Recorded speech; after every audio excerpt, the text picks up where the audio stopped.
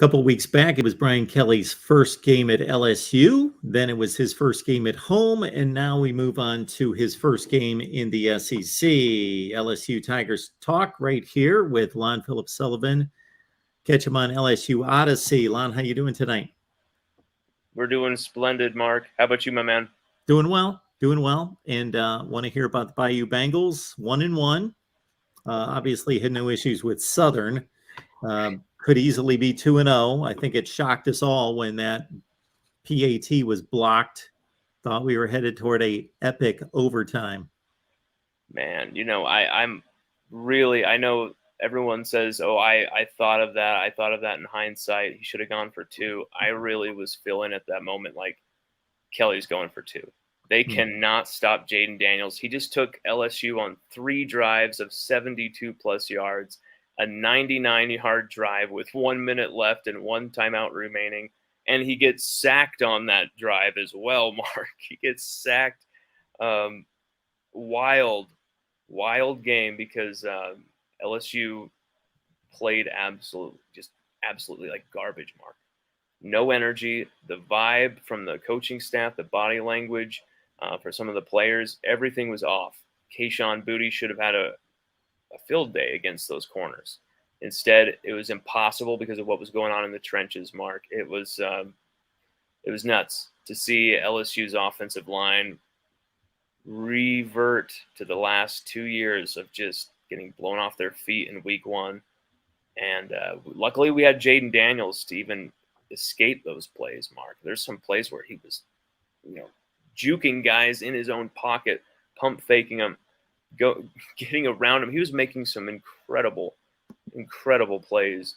Jaden Daniels was the biggest thing that stood out from that game, Mark. His ability to, start finding the receivers late in that game. Start finding DeRay Jenkins. Start finding Kayshon Boutte for the 2 catches he had, even though one was huge on a 4th down conversion. Jaden Daniels stood out big time from that game. It was a shocker though. Special teams was horrible. As we saw, there was complete missed block there.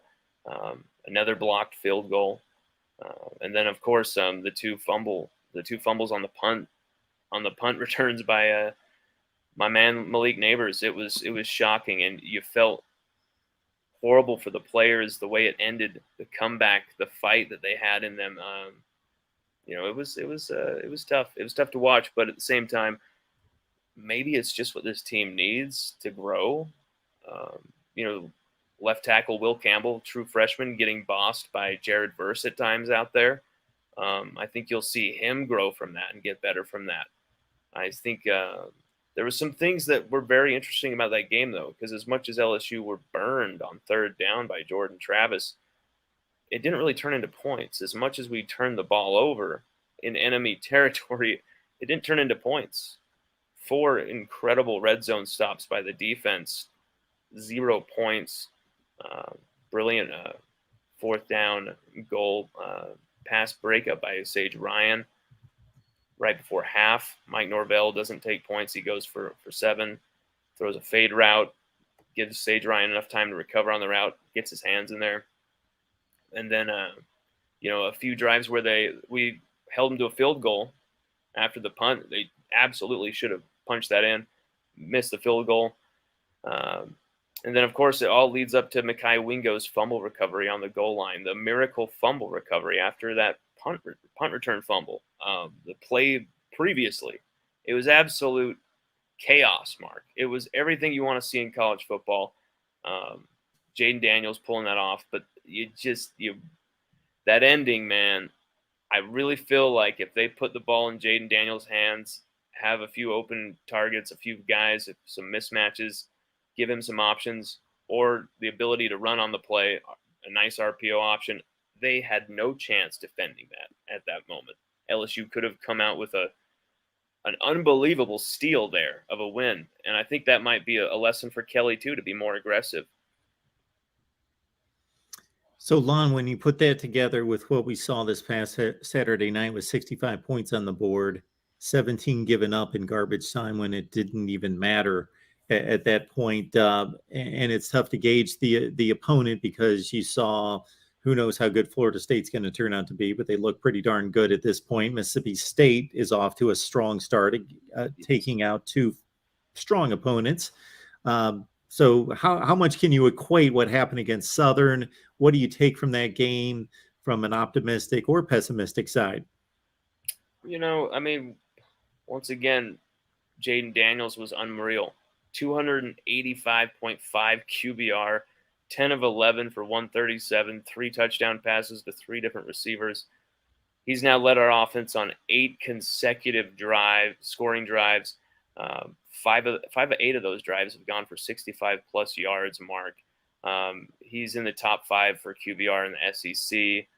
He's really been putting the team on his back. He had an unbelievable 3rd and 7 rushing touchdown to open the scoring that really cashed in off of Sage Ryan's opening special teams fumble recovery. It was a brilliant play. Broke about 5 or 6 tackles getting around to that edge, and you just knew once you saw space and Jaden Daniels' recognition, he was gone. There's little they could do. You're seeing that the blossoming of his athleticism. I know it was against Southern, but he did it against Florida State too, and he's looking like a special player. My only problem was I think Kelly should have kept them in longer. I know they put up 37 points in the first quarter. I get it, but really they could have used every rep possible because Kayshon Boutte put up 83 total yards, had a huge 41-yard nice jet sweep play, and talking to his father said he was barely even running, and I think that's basically his father saying that that's not even close to where he is yet, and that's a 41-yard play from Kayshon. I think Kayshon was just starting to get going, and they took the ball and the game out of their hands with only 83 yards from Kayshon and 0 scores, importantly. You got Malik Neighbors, though. He had, the tragic 2 punt return fumbles, but then he responds with a leading touchdown, and then leading receiver on the day, 81 yards, 3 catches, including a 60-yarder that was just a beautiful throw from Garrett Nussmeier to him down the sideline. But Jack Besh, too, a player that coming back from a stress fracture injury, as we found out, only 1 target for 5 yards. First game, Florida State, 1 target for 17 and a touchdown here. And it was an awesome play from Jaden Daniels, rolling to his left, going through his progressions, and just making this sick-ass throw for the secondary route. Jack Besh, finds his quarterback and goes to the space, makes a nice diving play, huge for his confidence going to the SEC opener. I think it was I don't know, Mark. It was tough because Armani Goodwin had a great rushing game, a career day, 85 yards, 12 carries, 2 touchdowns, his first 2 as a Tiger. Noah Cain scored another touchdown, his second in 2 consecutive games. More of a power back than Goodwin's combination, and Emery's, of course, finesse as Emery comes back. But really, I feel like LSU spread out, the plays for players to make. They were given so many guys so many different chances that I feel some of the starters could have, especially on offense, could have really benefited from more, especially in the receiving game, like Kayshon, more targets his way and getting some touchdowns. They were there to be had. Just throw it deep. Just throw it deep to Kayshon. There's no way they're even going to be able to cover that. But, Mark, really more nuanced, the offensive line. Offensive line was in a really weird state going into week 1 where you had Garrett Dellinger at center. And he's a tackle from Clarkston High coming in out of high school who many are projecting to be probably a guard. And here he was playing center after a month. He's playing it in week 1. He had Miles Frazier, a transfer tackle every school in America wanted, and was projected to go to Ohio State. Instead comes to LSU. He was playing left guard. We moved him out to right tackle against Southern. Dellinger went from center to left guard. You left Will Campbell untouched at left tackle, freshman. They're just going to let him go through this season. I love it. Let him, really get that experience. Anthony Bradford playing fantastically well at right guard, leave him untouched. But Charles Turner, a practiced long-term center who does have some athleticism, played tight end for a bit as well. He's coming in at center, and that I think should help the dynamic there. You'd think, but I don't trust it until I see it, Mark. I don't trust it until I see it with this offensive line. And like I said last game too, as well, with the third down defense and the passing defense, I was worried about if Jordan Travis can get going on us, and they're running as well. Who knows?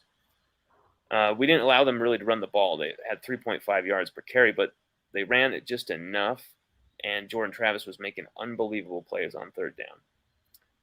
We allowed the big plays on third down against Southern too. Like I get that a lot of them were in garbage time, but it was very bizarre. It's hard to gauge from that game. We allowed a 200-yard rushing day to Southern, with 135 yards already on the board. When our second stringers / starters, a mixed lineup, were taken off the field. What do I make of that? It's hard to say. LSU are still going to be susceptible in the passing game. The rushing defense is probably going to be the best way to look at it. I think that's going to be the best part of the defense right here.